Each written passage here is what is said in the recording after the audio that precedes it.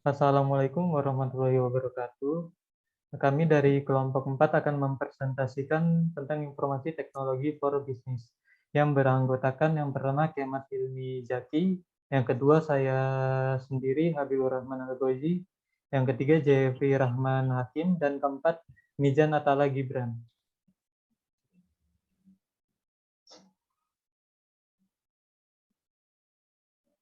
Yang pertama, what is information technology?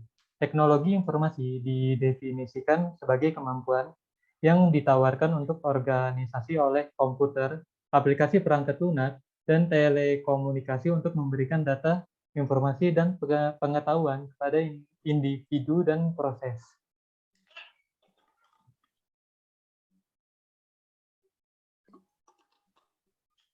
Mengapa informasi teknologi penting dalam bisnis? Keuntungannya itu antara lain yang pertama, otomatisasi kantor. Ya, ini melibatkan penggunaan komputer dan teknologi komunikasi untuk mengelola informasi organisasi, termasuk penggunaan komputer, telepon, email, dan mesin. Yang kedua itu komunikasi. Teknologi informasi telah memudahkan organisasi untuk berkomunikasi dengan pelanggan, pemasok, dan karyawan. Fasilitas yang ada di internet banyak membuktikan kecepatan berkomunikasi dengan orang yang dituju, seperti email yang telah banyak digunakan untuk mengirim dan menerima dokumen, chat atau video juga mempercepat komunikasi. Yang selanjutnya ada analisis bisnis. Analisis bisnis ini ditujukan untuk memberikan solusi untuk berbagai masalah bisnis yang kompleks. Teknologi informasi menyarankan berbagai alat teknik yang disesuaikan dengan masalah yang diberikan. Selanjutnya ada organisasi data terencana.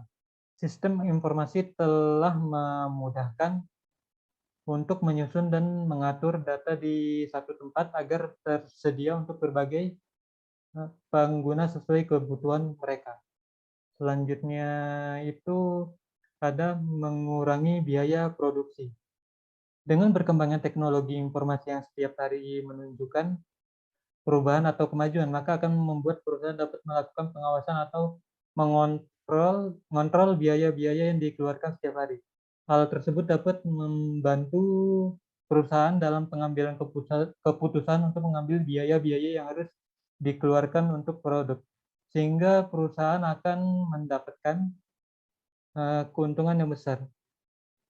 Tentu ini didukung atas pertimbangan-pertimbangan yang matang dengan bantuan teknologi informasi, terutama ketika memanfaatkan teknologi informasi untuk pemasaran seperti yang disinggung di atas, sehingga pabrik akan menghemat biaya karena pelaku bisnis dapat mempromosikan bisnis melalui sosial media seperti Facebook dan TikTok. Selanjutnya, meningkatkan produktivitas. Sekali lagi, otomatisasi, kecepatan, akurasi, dan kendalian yang lebih tinggi, data mengarah pada peningkatan produktivitas. Selanjutnya, dampak teknologi informasi terhadap informasi bisnis pelanggan adalah kemampuan pegawai yang memiliki pengetahuan, mampu dan antusias dalam menyampaikan produk dan layanan kepada pelanggan internal dan eksternal dengan cara yang dapat memuaskan kebutuhan baik yang teridentifikasi maupun tidak teridentifikasi untuk hasil akhir yang positif. Yang kedua, finance atau keuangan adalah istilah untuk hal-hal yang berkaitan dengan manajemen, penciptaan, dan studi tentang uang dan investasi. Keuangan dapat secara luas dibagi menjadi 3 kategori: keuangan publik, keuangan perusahaan, dan keuangan pribadi. Yang ketiga, sales and marketing adalah untuk menjual produk sesuai dengan target yang sudah ditetapkan. Pemasaran adalah kegiatan untuk melalui proses penyusunan komunikasi secara terpadu yang bertujuan untuk memberikan informasi barang atau jasa untuk memenuhi kebutuhan dan keinginan pelanggan. Yang keempat, IT operation. Dalam fungsinya sebagai komponen pendukung kegiatan bisnis perusahaan. Operasional teknologi informasi seringkali disepelekan jika dibandingkan dengan komponen lain seperti perencanaan atau planning maupun pengembangan development.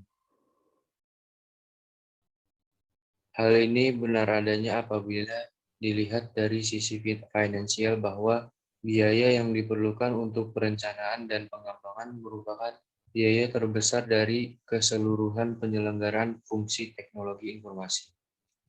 Yang kelima, operation management. Manajemen operasional merupakan bagian manajemen yang erat kaitannya dengan mengawasi, merancang, dan mengendalikan kegiatan produksi. Selain itu, manajemen ini bertugas mengendalikan kegiatan produksi dan proses perbaikan strategi kegiatan bisnis dalam hal produksi barang dan jasa. Yang keenam, sumber daya manusia adalah salah satu yang sangat penting, bahkan tidak dapat dilepaskan dari sebuah organisasi, baik institusi maupun perusahaan. SDM juga merupakan kunci yang menentukan perkembangan perusahaan. Yang terakhir, keamanan. Manajemen keamanan informasi menjadi penting diterapkan agar informasi yang beredar di perusahaan dapat dikelola dengan benar, sehingga perusahaan dapat mengambil keputusan berdasarkan informasi yang ada, dengan benar pula dalam rangka memberikan layanan yang terbaik kepada pelanggan.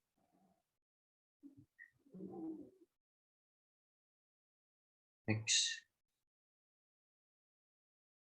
Selanjutnya, peran teknologi informasi dalam bisnis. Yang pertama, keuangan dan akuntansi. Digunakan dalam fungsi keuangan dan akuntansi, semua informasi keuangan yang berkaitan dengan entry harian penjualan, pembelian, pencairan gaji, dan lain-lain, dengan mudah ditangani di berbagai perangkat lunak keuangan. Misalnya perusahaan terutama bergantung pada Tally untuk entry jurnal serta persiapan laporan keuangan. Perusahaan bisnis juga menggunakan paket perangkat lunak untuk berbagai proses seperti penggajian, penagihan, penganggaran, dan lain-lain. Selanjutnya, manajemen sumber daya. Perusahaan dapat dengan mudah mengandalkan alat TI sejauh fungsi manajemen sumber daya manusia yang bersangkutan, mulai dari fungsi rekrutmen hingga exit karyawan. Teknologi informasi sangat membantu perusahaan karena ketersediaan komunikasi yang mudah di internet. Manajer SDM bisa mendapatkan resume karyawan perspektif di email mereka. Selain itu, mereka dapat mengikuti tes bakat dan wawancara kandidat secara online. Area lain di mana TI dapat digunakan untuk kehadiran harian, pemeliharaan informasi karyawan, manajemen kompensasi, penilaian kinerja, dan lain-lain. Ini menghemat tenaga manusia yang tidak perlu serta biaya kertas kerja. Perusahaan juga menggunakan perangkat lunak HRM untuk kegiatan yang dibahas ini. Selanjutnya, pemasaran. Fungsi pemasaran dalam skenario ini telah banyak berkembang belakangan ini. Departemen pemasaran adalah wajah perusahaan. Ini berkaitan dengan menciptakan, mengkomunikasikan, dan memberikan nilai kepada pelanggan. Teknologi informasi telah memberikan sayap untuk pemasaran. Perusahaan dapat menjangkau pelanggannya dengan menggunakan alat seperti pemasaran digital dan manajemen hubungan pelanggan atau CRM. Pemasaran digital adalah promosi produk dan layanan menggunakan saluran digital untuk menjangkau konsumen. Ini termasuk pemasaran media sosial, Facebook. Hubungan pelanggan atau CRM adalah taktik untuk mengelola hubungan perusahaan dengan pelanggan saat ini dan pelanggan potensial. Tujuan dari CRM adalah retensi pelanggan, meningkatkan penjualan, meningkatkan layanan pelanggan, dan meningkatkan profitabilitas. Perangkat lunak ini menyimpan informasi tentang pelanggan saat ini dan calon pelanggan. Informasi tersebut terdiri dari data tentang produk yang dibeli pelanggan, kapan mereka membeli, berapa banyak jumlah yang dibeli, dan lain-lain. Perangkat lunak ini juga membantu dalam peramalan penjualan. Yang terakhir yaitu penjualan. Teknologi memiliki peran penting dalam mendorong pertumbuhan penjualan. Ini membantu meningkatkan penetrasi pasar. Ini memungkinkan penempatan pesanan otomatis. Sebagai contoh, Myntra, Amazon, dan lain-lain adalah platform online di mana pelanggan melakukan pemesanan di situs web menggunakan laptop atau smartphone. Perusahaan biasanya menggunakan ERP untuk mengelola penjualan yang menangani masalah mulai seperti penanganan pertanyaan pelanggan, kontrol harga, kontrol pesanan, dan pemrosesan faktur penjual, dan lain-lain. Ini terintegrasi dengan berbagai perangkat lunak perencanaan sumber daya lain yang digunakan oleh perusahaan. Next.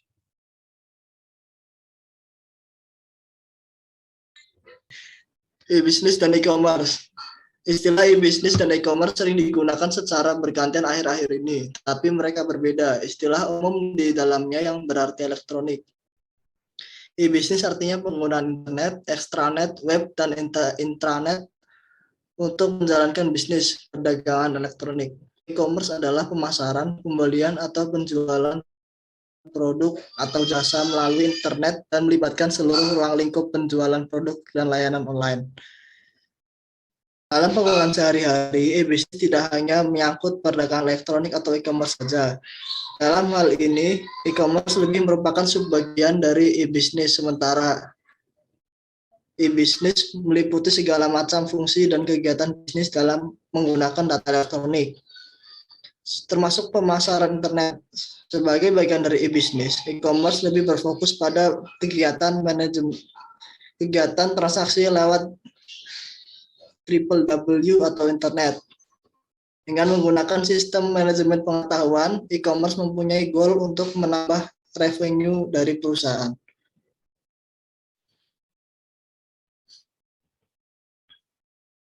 Lingkup e-bisnis. Yang pertama ada business to business atau B2B. B2B e-commerce meliputi semua transaksi elektronik, barang, atau jasa yang dilakukan antar perusahaan, produsen, perdagangan internasional. Biasanya menggunakan jenis e-commerce ini.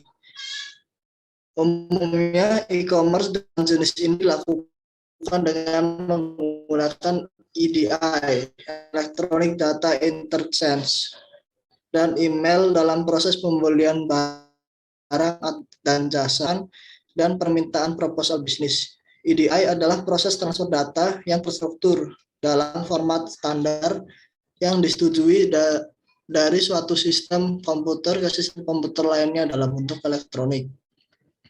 Yang ada intrabisnis atau organisasional electronic commerce meliputi semua aktivitas internal organisasi yang biasanya dilakukan melalui internet dan meliputi pertukaran barang, jasa, atau informasi. Yang ketiga ada business to business atau B2C. Maksudnya business to consumer atau B2C. B2C adalah jenis e-commerce antara perusahaan dan konsumen akhir. Hal ini sesuai dengan bagian retail dari e-commerce yang biasa dioperasikan oleh pedagang retail tradisional.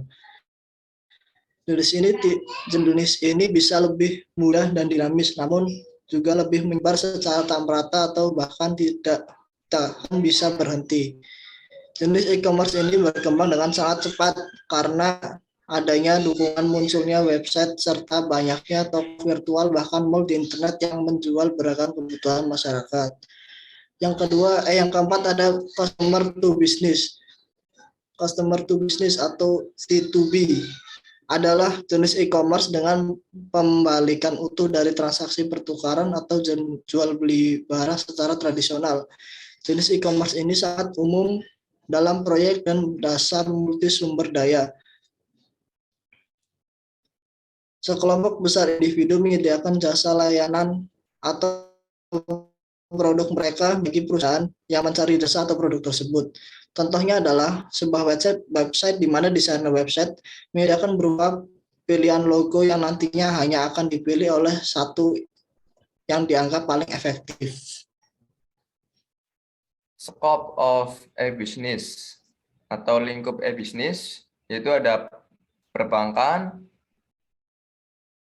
pertanggungan atau insurance, ada layanan perjalanan, industri jasa perekrutan, pembelajaran online, hiburan online, belanja online, dan penerbitan daring. Nah, kelebihannya biar lebih rendah. E-bisnis membantu dalam mengurangi biaya transaksi, menghemat biaya kertas, dan alat tulis. Ini lebih murah daripada model bisnis tradisional. Hemat waktu, membantu dalam menghemat waktu bagi konsumen dan pebisnis. Di satu sisi, pelanggan tidak perlu mengunjungi toko dan membuang waktu mereka. Tidak ada batasan fisik. Tidak ada batasan fisik geografis untuk e-bisnis. Manfaat utama dari e-bisnis adalah siapapun dapat memesan apa saja dari mana saja. Menghilangkan masalah tempat dan eksibilitas karena ketersediaan internet yang siap pakai, konsumen tidak perlu pergi ke toko untuk membeli produk.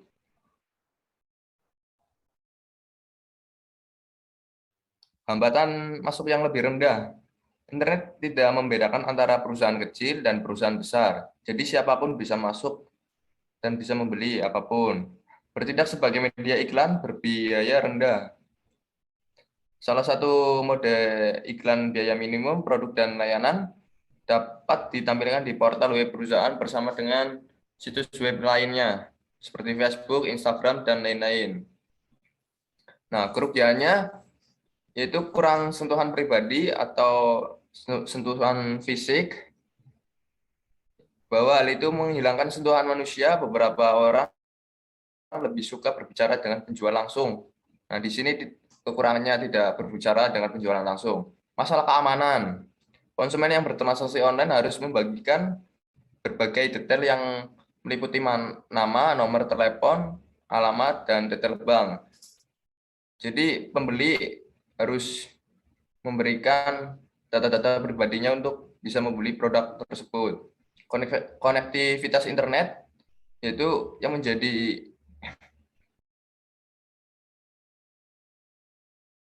konektivitas internet perlu koneksi konstan. Ini mungkin tidak terjadi di daerah terpencil atau pedesaan. Jadi harus lancar koneksi internetnya untuk bisa membeli produk-produk online. Biaya awal lebih tinggi karena harus membayar administrasi dan lain-lain. Sangat kompetitif. Berkembang dengan pesat, perusahaan-perusahaan yang sudah memasuki bisnis ini harus berusaha keras untuk mempertahankan posisinya agar tidak rugi atau bangkrut. Kurangnya tenaga terampil.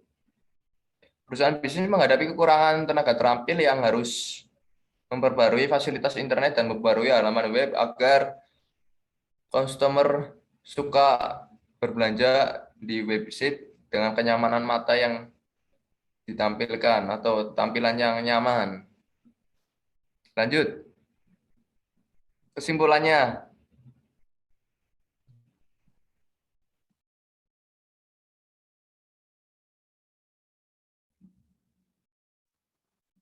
nah, ini masuk ke kesimpulannya. Teknologi informasi atau TAI telah mendapat peran luas dalam bisnis maupun kehidupan sehari-hari. Teknologi informasi berguna dalam berbagai bidang bisnis. E-bisnis telah berkembang menjadi cara yang bagus untuk meningkatkan keuntungan perusahaan. Lingkup e-bisnis lazim di berbagai domain bisnis dan industri. E-bisnis telah mendapat berbagai keuntungan waktu dan penghematan biaya lebih rendah, dan iklan lebih jauh. Memiliki kelemahan seperti tidak memiliki sentuhan pribadi, masalah keamanan, biaya masuk yang tinggi. Dari beberapa informasi di atas, maka dapat dikatakan bahwa hubungan bisnis dan teknologi informasi sangat erat, seperti bisnis dengan persaingan ketat yang akan mati tanpa teknologi informasi. Sehingga pengaruh teknologi informasi ini terhadap aktivitas dan perilaku organisasi dalam lingkup bisnis sangat diperlukan sekali. Selain itu, hal ini tentunya akan mendukung penerapan sistem informasi agar dapat berjalan dengan baik dan selaras dengan apa yang dibutuhkan oleh manajemen organisasi bisnis itu sendiri. Akan tetapi, manfaat sangat banyak diberikan dalam bidang bisnis, tidak menutup kemungkinan adalah adanya penggunaan teknologi informasi yang juga dapat disalahgunakan dalam hal yang kurang tepat. Karena data-data kita harus dikasih tahu, jadi kemungkinan akan disalahgunakan atau tidaknya itu tergantung pihak produsen.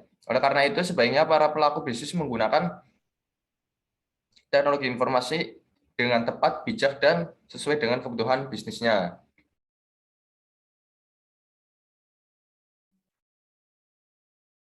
Sekian dari kelompok kami, kelompok 4. Apabila ada kesalahan, mohon dimaafkan. Dan bila ingin bertanya, silahkan. Terima kasih. Wassalamualaikum warahmatullahi wabarakatuh.